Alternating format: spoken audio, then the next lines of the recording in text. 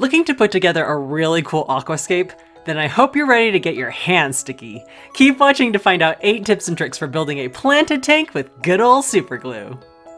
Hi, I'm a gamer's wife, here with practical and proven tips to help fish enthusiasts like you. And after my last video on adding plants to the Shy Guy's jungle tank, I wanted to delve a little deeper into the use of super glue in aquascaping.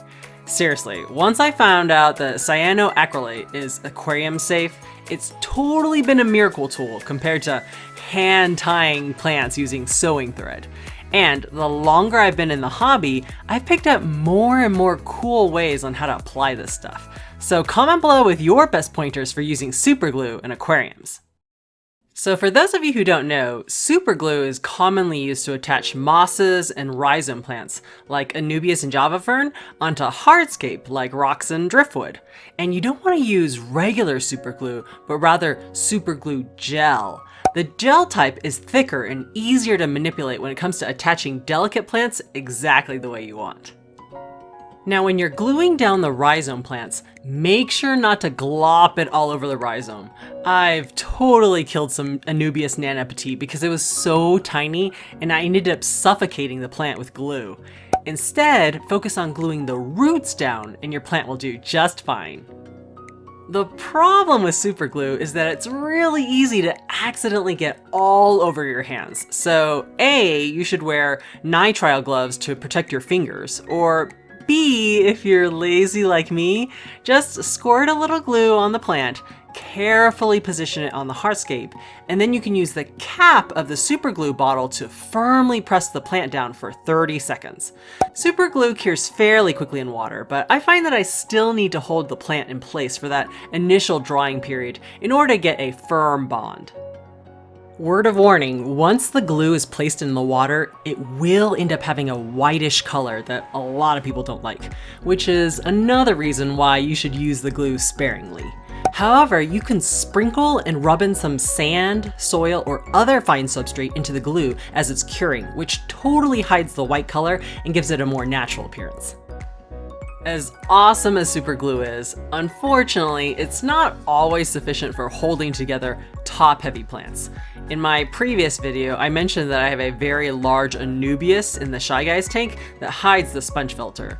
And what I did was first glue its roots onto the rock, and then I used some green sewing thread to tie it down for more stability. Without the thread, I find that these taller plants can sometimes fall over and break that glue bond. Alright, tip number 6 comes from Craig Detilio, who shared with the community that glue isn't just for rhizome plants, but also rooted plants. What? Remember how in my previous video, plants kept floating away from the substrate after I planted them? Well, instead of using plant weights, just use a little bit of super glue gel, not too much, to attach the base of your plant to a small lava rock, which you can buy a whole bag full of them on the cheap from your local hardware store. Then bury the whole rock and it'll keep the plant weighted down until the roots get established. How cool is that? In fact, super glue isn't just for plants. You can also use it to connect driftwood pieces. Like if you wanted to create an underwater tree, you can attach little sticks to a larger stick as the trunk with super glue gel and then just chip off any excess glue with an X-Acto knife. Check out Serpa Design's awesome moss ball tree as an example. Amazingly, you can actually attach hardscape rocks together to make the perfect aquascape. Yuri's is a famous German aquascaper who shows off this crazy technique where you rubber band 2 rocks together, put a fluffy piece of cigarette filter in the crack in between, and then lightly soak the filter with liquid super glue, not super glue gel that we usually use. I haven't tried this personally myself, so check out his tutorial for the full instructions. None of my plants or fish or shrimp have ever died from me using super glue, so don't be afraid to use this miracle adhesive to create that dream aquascape stirring around in your head. For more helpful plant tutorials, check out this playlist I put together for you over here. Take time to enjoy your aquariums, and I'll see you in the next video.